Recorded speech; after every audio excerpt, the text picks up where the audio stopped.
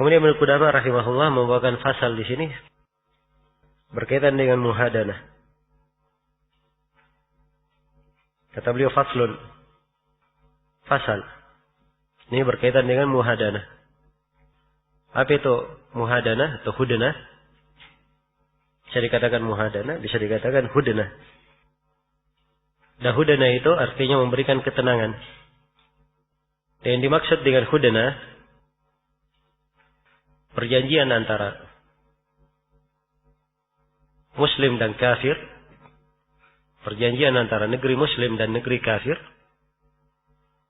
untuk tidak saling berperang. Ini yang disebut dengan muhadanah. Baik, kata Ibnu Qudamah, wa tajuzu muhadanatul kuffar idza ra'al maslahata fiha. Boleh melakukan muhadanah dengan orang kafir kalau imam melihat ada maslahat di situ. Jadi kalau imam melihat ada maslahatnya, dibolehkan muhadanah. Karena Rasulullah sallallahu alaihi wasallam telah melakukan muhadanah dengan orang-orang kafir Quraisy di perjanjian Hudaybiyah. Tidak berperang selama 10 tahun. Dan di dalam Al-Quran Allah perintah untuk memenuhi janji ini. Allah firman, "Famastaqamu lakum fastaqimu lahum. Innallaha yuhibbul muttaqin." Panjang mereka istiqamalah kalian terhadap mereka. Sungguhnya Allah mencintai orang-orang yang bertakwa. Dan juga berdasarkan firman Allah Subhanahu wa taala, "Wa in janahu lis-salmi fajnah laha." Kalau mereka condong kepada perdamaian, maka condonglah kepadanya. Ini kalau mereka minta damai, maka dibolehkan menerima perdamaian tersebut. Jadi muhadanah ini termasuk hal yang dibolehkan. Banyak kemaslahatannya. Kadang kaum muslimin lemah. Dan pada saat kelemahan tersebut tidak cocok. Mereka dipaksa berperang. Karena itu membinasakan mereka.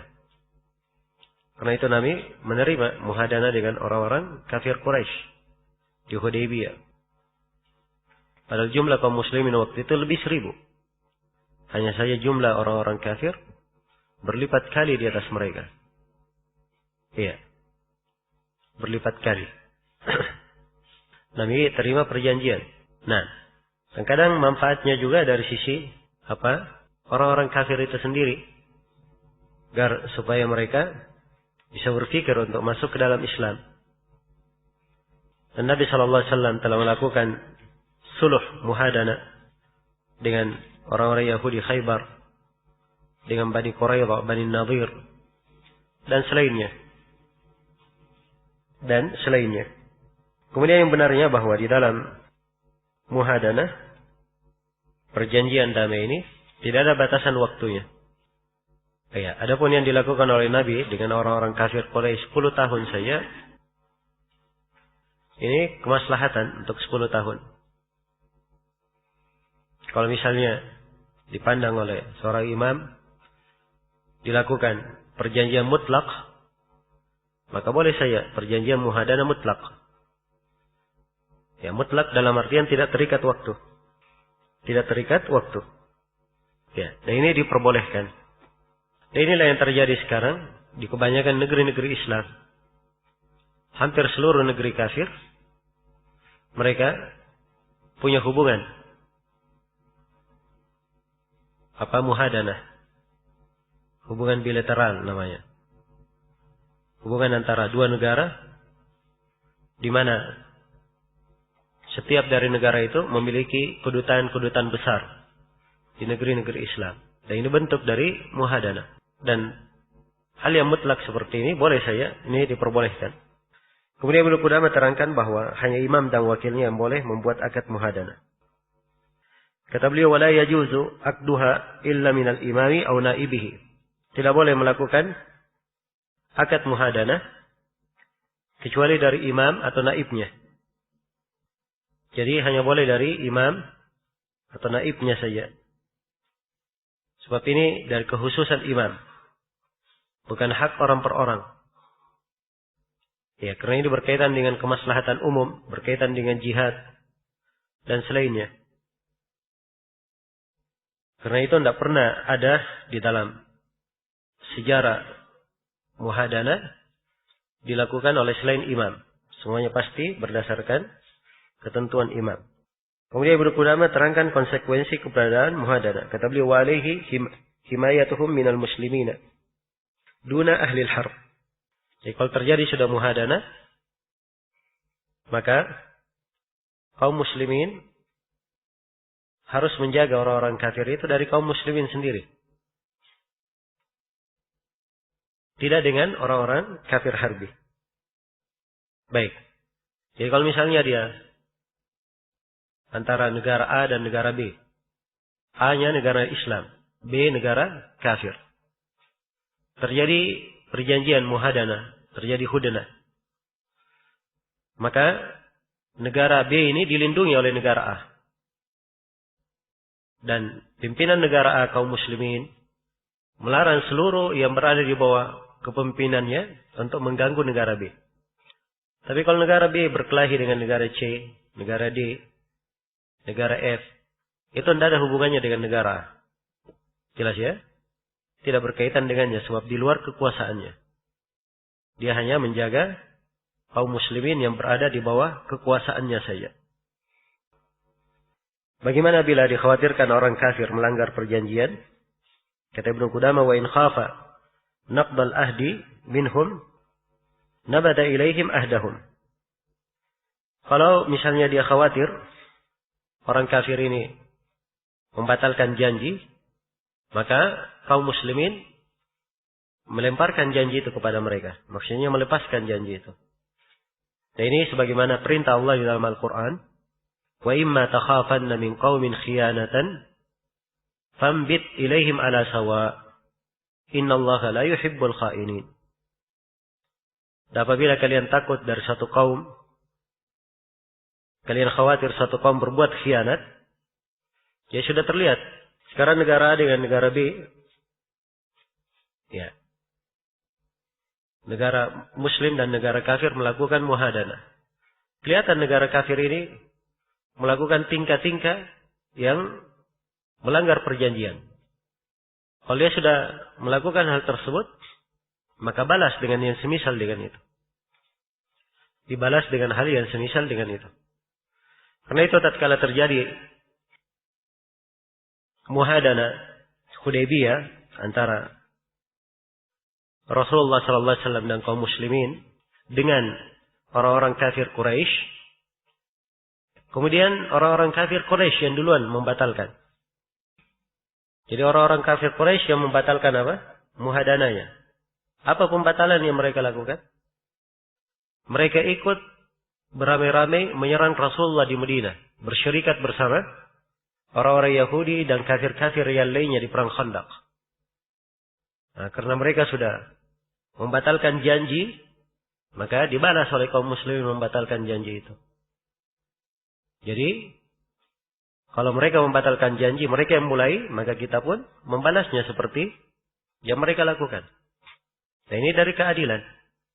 Adapun kalau mereka menjaga perjanjian istiqamah, maka kita juga lebih istiqamah. Itulah perintah Allah di ayat yang saya bacakan tadi. "Famastaqamu lakum fastaqimu lahum."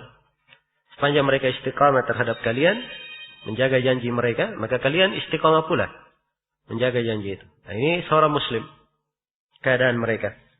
Baik. Kemudian diterangkan di sini oleh Ibnu Qudamah rahimahullah, apakah boleh membeli orang kafir yang terikat muhadanah, yang ditawan oleh kafir lain?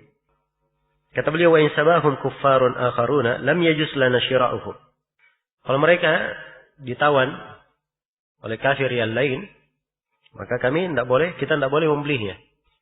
Jadi negeri Islam A melakukan muhadanah dengan negeri kafir B. Kemudian negeri kafir B ini diserang oleh negeri kafir C. Orang-orang negeri kafir B ditawan, dijadikan budak. Apakah boleh penduduk negeri Islam A membeli budak-budak yang ditawan oleh negeri kafir C ini? Kata Ibnu Qudamah, tidak boleh. Sebab itu terikat apa?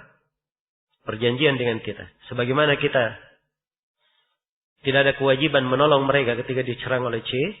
Demikian tidak boleh kita membeli mereka tatkala ditawan oleh apa? Negeri kafir C tersebut. Kemudian kata beliau rahimahullah, wa tajibul hijratu ala man lam yaqdir ala idhari dinihi fi daril harb. Jadi ini secara global ya pembahasan tentang muhadanah. Iya. Dan di pembahasan muhadanah ini banyak hukum-hukum yang terkait dengannya. Hanya saja menukudama di sini hanya mengglobalkan saja. Dan ini ada buku-buku khusus membahas tentang hubungan antara kafir dan muslim. Ya. Dari sisi kenegaraan. Ya, ada buku-buku khusus dibahas di dalam hal ini. Bahkan berkaitan dengan masalah utusan saja, itu ada buku-buku tertentu telah ditulis dan disusun menjelaskannya. Sebab ini hukum-hukum memang dirinci, didetailkan di dalam Islam. Kemudian beliau bahas di sini tentang hijrah. Kewajiban dan ketentuan hijrah. Kata beliau, watajibul hijrah. Hijrah itu wajib. Wajib terhadap siapa? Ala man lam yaqdir ala idhari dinihi fi daril harb. Terhadap orang yang tidak mampu menampakkan agamanya di negeri harbi. Kalau ada muslim tinggal di negeri harbi, dia tidak mampu menampakkan agamanya. Ya, membangun masjid, mengumandangkan adzan, melakukan sholat 5 waktu secara berjamaah, melakukan sholat Id, berpuasa Ramadan, dan selainnya dari syiar-syiar Islam. Dia tidak mampu menampakkan agamanya di negeri harbi, maka wajib untuk berhijrah. Iya. Ini berdasarkan firman Allah Subhanahu wa taala, "Innal ladzina tawaffakumul malaika zalimi anfusihim qalu fima kuntum qalu kunna mustad'afina fil ard." Qalu alam takun ardullahi wasi'ah fatuhajiru fiha faulaika ma'wahum jahannam wa sa'at masira. Orang-orang yang diwafatkan oleh para malaikat dalam keadaan menzalimi diri mereka, disebut mereka menzalimi diri. Para malaikat bertanya, "Di mana kalian? Kenapa kalian tidak berhijrah?" Mereka menjawab, "Kami lemah di atas muka bumi." Iya. Maka apakah mereka dapat udur dengan jawaban itu? Tidak. Malaikat bertanya, "Bukankah bumi Allah luas? Kalian boleh berhijrah?" Kemudian ditegaskan mereka ini tempat tinggalnya neraka jahanam dan itu sejelek-jelek tempat kembali. Menunjukkan bahwa hijrah adalah kewajiban bagi siapa yang mampu untuk berhijrah. Bagi siapa yang mampu untuk berhijrah. Jadi kalau dia punya kemampuan berhijrah dan di negeri yang dia tempati itu negeri kafir harbi, kemudian dia tidak mampu menampakkan agamanya di negeri itu, maka di sini dia punya kewajiban apa? Kewajiban untuk berhijrah. Dia punya kewajiban untuk berhijrah. Baik. Nah, ini secara umum tidak ada silang pendapat di kalangan ulama. Kemudian kata beliau, wa tustahabbu liman qadara ala dzalik, dan disunnahkan bagi orang yang mampu untuk melakukan hijrah itu. Jadi kalau dia mampu menegakkan agama ya di negeri kafir, di sini tidak wajib dia hijrah, sebab dia mampu menegakkan agama di negeri kafir. Tapi disunnahkan dia berhijrah. Karena keberadaannya di tengah kaum muslimin itu lebih bagus. Keberadaannya di tengah kaum muslimin itu lebih bagus. Hanya saja dilihat ya di ini kembali kepada kemaslahatan seluruhnya. Ya, kalau keberadaan dia di negeri kafir, dia bisa menampakkan agamanya dan bisa menyebabkan orang-orang kafir lebih banyak yang masuk ke dalam Islam, maka ini ada maslahat lebih besar. Dia bersabar dengan hal tersebut, itu lebih baik. Itu lebih baik. Ya, dan ini mirip ya dengan pembahasan uzlah. Mirip dengan pembahasan apa? Pembahasan uzlah. Apakah seorang wajib beruzlah? Ya. Berhindar dari fitnah, menyendiri. Ini dilihat keadaannya. Kalau dia misalnya orang yang lemah keimanannya, ya tidak bisa menghadapi fitnah, maka dia menyendiri itu lebih bagus. Tapi kalau dia mampu untuk menghadapi, kemudian banyak hal yang baik yang bisa dia lakukan, maka itu lebih afdal. Bersabar di atas cobaan, itu lebih afdal. Baik. Jadi secara umum bahwa berhijrah, ini kondisinya kadang wajib, kadang sunnah, dan kadang dimaafkan. Dia wajib kalau seorang mampu berhijrah dan dia tidak bisa menampakkan agamanya di negeri kafir. Dia sunnah kalau mampu dia tampakkan agamanya di negeri kafir. Disunnahkan berhijrah. Ya, dan dia dimaafkan tidak berhijrah kalau tidak punya kemampuan. Kemudian kata Ibnu Qudamah, "Wala tanqati'ul hijrah ma qutilal kuffar illa min baladin ba'da fathihi." Kata beliau, dan hijrah itu tidak akan terputus sepanjang masih ada perang dengan orang-orang kafir. Ya, kecuali dari sebuah negeri yang sudah ditaklukkan. Nah, baik. Jadi kalau misalnya dia hijrah dari negeri kafir, sepanjang masih ada kafir di situ diperangi, maka hijrah masih tetap apa? Berjalan. Tapi kalau negeri kafir ini sudah menjadi negeri Islam, maka tidak ada hijrah lagi dari negeri kafir itu. Itulah sabda Nabi Shallallahu Alaihi Wasallam setelah Fathu Mekah, beliau bersabda, "La hijrah ba'dal fath, walakin jihadun wa niyah." Tidak ada hijrah setelah Fathu Mekah. Ya. Tapi yang ada jihad dan niat saja. Karena hijrah dari Mekah ke Madinah tidak ada lagi. Mekah sudah menjadi negeri Islam. Ada syariat hijrah itu sendiri, ya, itu berlaku hingga hari kiamat. Kapan ada kafir, negeri kafir, ada negeri Islam, maka kaum muslimin di negeri kafir itu disyariatkan untuk berhijrah. Dan ini berlaku hingga hari kiamat. Selesai sudah pembahasan tentang muhadanah.